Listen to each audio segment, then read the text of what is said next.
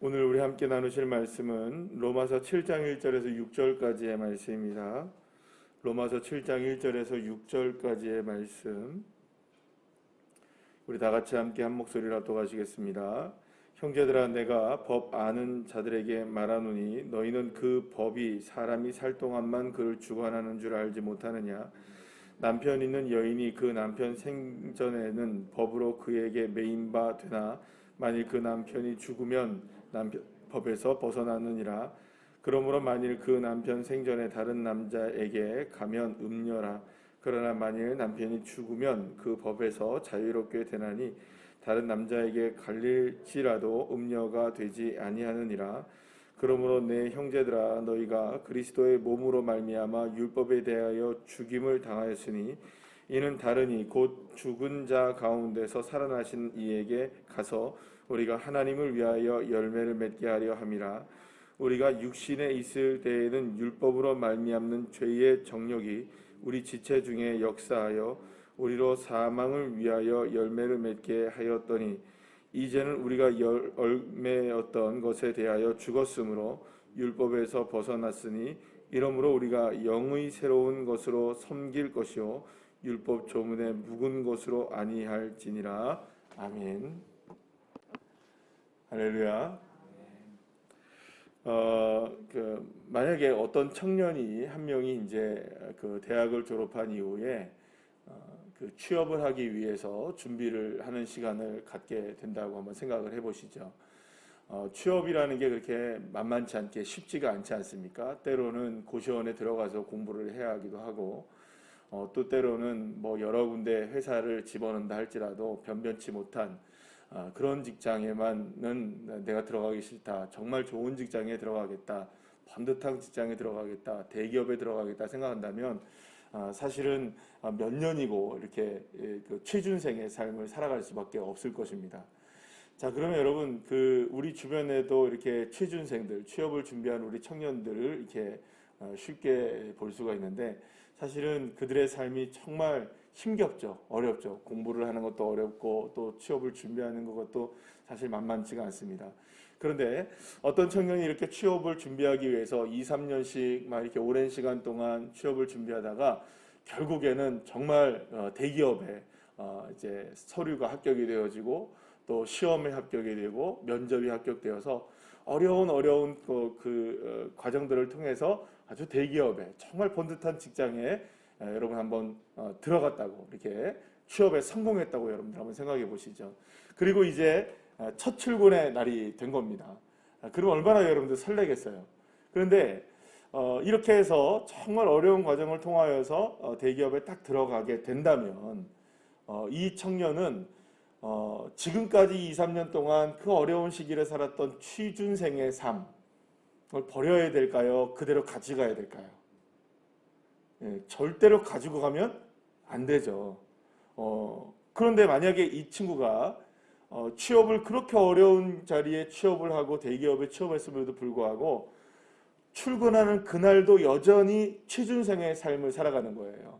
뭐 예를 들어서 고시원에 살아가고 있었던 그 모습 그대로, 양복도 입지 않고, 혹은 뭐 양복을 안 입는다 할지라도 뭐 이렇게 정갈한 옷을 입지 않고, 출근 시간도 예를 들어서 얼마 몇 시인데 학원 시간에 맞춰 있다든지, 혹은 뭐 혼자 공부하는 시간에 맞춰 있다든지, 뭐 신발을 신어야 되는데 구두나 아주 캐주얼하나 이렇게 정제된 신발을 신지 않고 여전히 슬리퍼를 신고 다닌다든지, 만약에 여전히 취준생의 삶에서 모습에서 벗어나고 있지 못한다면 이 친구는 어렵게 대기업에 그렇게 좋은 직장에 들어갔는데도 불구하고 삶이 바뀌었나요? 안 바뀌었나요? 바뀌지 않았던 거예요. 분명히 자신의 신분은 바뀌었잖아요. 지금 취업 준비생에서 직장인으로 바뀌었음에도 불구하고 여전히 직장인의 삶을 살지 못하고, 여전히 자신의 삶이 직장인임에도 불구하고 취준생의 삶을 여전히 산다면 이 친구는 성공적인 인생을 살아갈 수가 없는 거겠죠. 어떻게 살아야 성공적인 삶이겠습니까? 이전의 삶을 과감하게 버리고 이제는 변화된 신분으로서의 삶을 살아가는 것이겠죠. 사도 바울이 오늘 우리에게 이 이야기를 그리스도인의 삶의 모습으로 소개를 해주고 있는 겁니다. 물론 얘는 남편에 대한 이야기, 아내에 대한 이야기를 합니다. 만약에 어떤 부부가 있었는데 이 남편이 죽게 됐어요.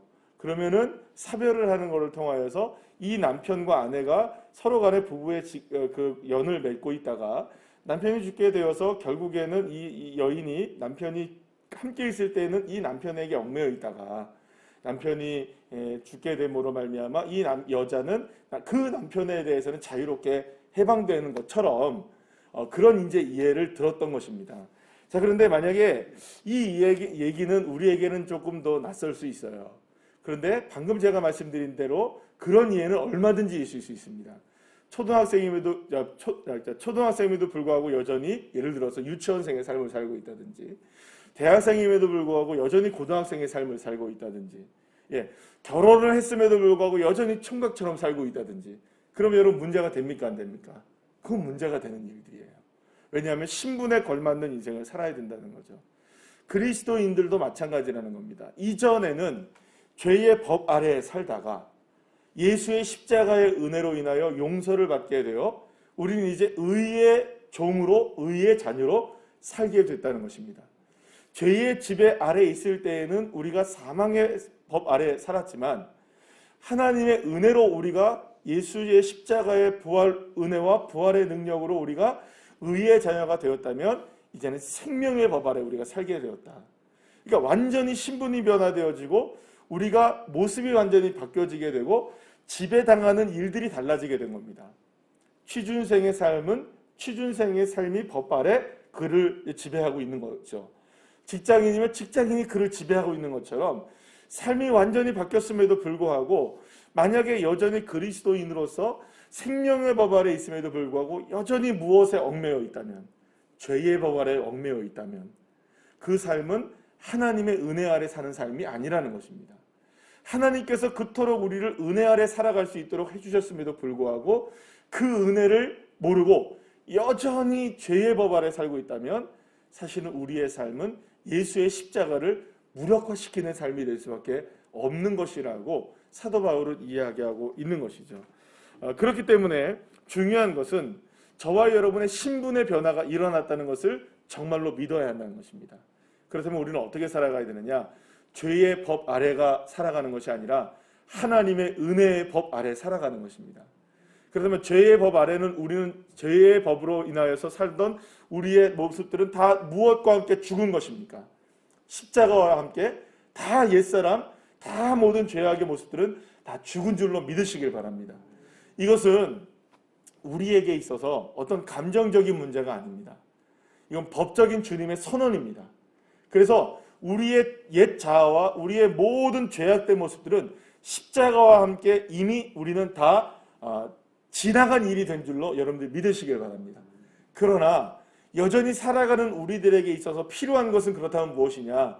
이제는 무엇과 함께 사는 삶이 우리에게 필요한 걸까요? 우리를 죄를 용서해 주시고 탕감해 주시고 그리고 우리를 죄의 법 아래 죄의 값 아래 살아가고 있었던 우리를 은혜의 법 아래 살아가게 하신 하나님의 은혜를 따라 살아가는 것이 필요한 것이죠. 그만큼 우리에게 노력이 필요한 것입니다. 구원을 받을 노력을 우리가 말하는 것이 아니라 우리가 하나님의 은혜를 얻기 위한 노력을 말하는 것이 아니라 이미 얻은 은혜를 유지하고 우리가 부여잡고 은혜 아래 살아가는 최선의 노력이 필요한 것이죠. 그러려면 우리는 뭘 해야 합니까? 날마다 거기에서 필요한 한 가지가 뭐냐? 그 출발점에서 우리가 놓치지 말아야 할 게 뭐냐? 내가 뭘 해야지 라는 것이 아니라 그러면 다시 무엇으로 돌아가는 걸까요? 행위로 돌아가는 일이 됩니다. 그러니 여기서 최초로 우리가 해야 될 게 뭐냐? 그렇기 때문에 우리는 날마다 누구를 바라보는 인생, 예수를 바라보는 삶, 그 예수를 바라보는 삶이 시작이 되어질 때 우리의 삶이 무엇을 따라가는 게 삶을 살아가는 걸까요? 예수를 따라가는 삶이 되는 겁니다. 죄도 멀리하게 되어지고요.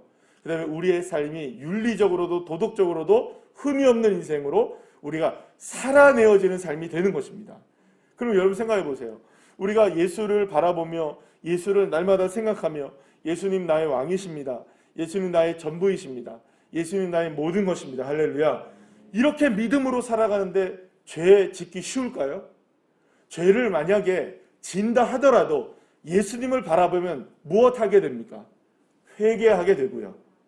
우리가 돌이키게 되어지게 되고요. 누구를 바라보며 사니까? 예수를 바라보며 사니까. 환경에 얽매이고 많은 문제들이 우리의 삶을 어렵게 만들어도 예수를 바라보니 은혜로 살아갈 수 있는 겁니다. 거기에 얽매이지 않는 거죠. 문제에 얽매이지 않고 환경에 우리가 휘둘리지 아니하고 예수의 은혜로 다시금 일어날 수 있게 되는 것입니다. 그러니까 결국에는 우리가 은혜 아래 살아간다는 건 무엇이냐? 날마다 어떤 상황이든지 어떠한 형편이든지 어떠한 문제에서든지 누구를 바라볼 수 있다는 것일까요? 예수를 바라볼 수 있다. 주님을 바라보기만 하면, 주님을 의지하기만 하면, 주님을 믿기만 하면 우리의 삶을 변화시키시고 인도하시는 그 능력은 주님으로부터 우리에게 풍성하게 내리워 주실 줄로 믿으시길 바랍니다. 그래서 여러분, 믿음으로 살아간다는 것은, 믿음이란 무엇일까요? 믿음이란 예수의 십자가와 부활의 은혜를 믿는 것입니다. 그것을 받아들이는 겁니다. 의심하지 않는 것입니다. 그것을 그저 믿고 받아들이고 바라보는 것입니다. 그러면 믿음으로 산다는 것은 무엇일까요? 그 믿음을 받아들인 것으로 날마다 누구를 바라보는 것일까요? 예수를 바라보는 삶입니다.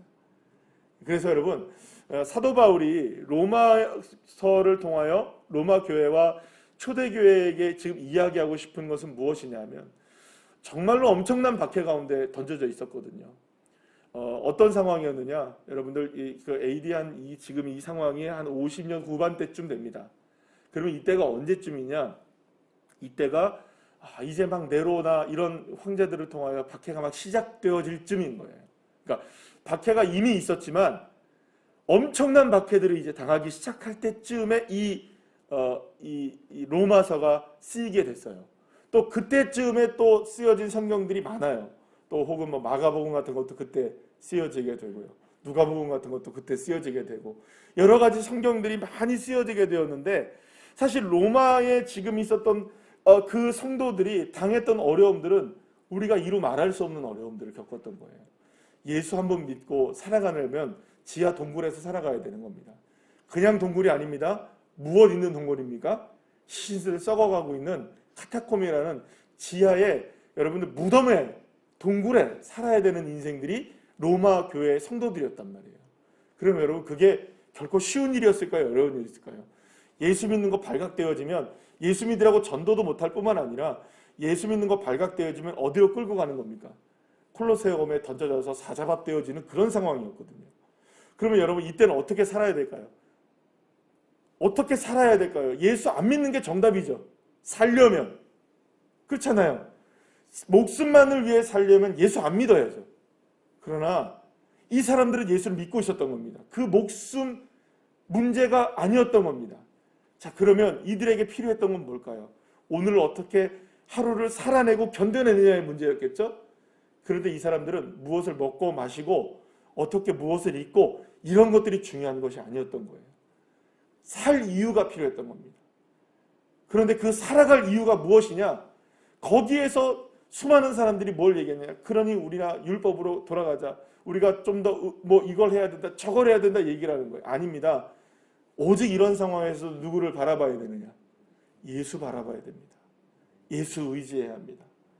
우리의 모든 것들을, 사실 우리의 모든 신분들을 변화시키신 그 주님을 온전히 바라보고 그 주님을 온전히 믿고 살아가는 것이야말로 우리가 살아가야 될 삶의 목표이자 출발점입니다라는 것을 정말 간절하게 이야기하고 있는 것이죠.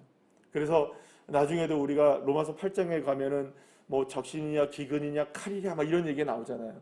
그 이야기를 들었을 때 우리는 우리 삶에 좀 어려운 일들이겠지 이 정도 생각할지 모르겠지만, 로마 교회 성도들이 그걸 읽었을 때 눈물 나는 겁니다. 진짜 우리에게 칼이 요만큼까지 들어와 있고요.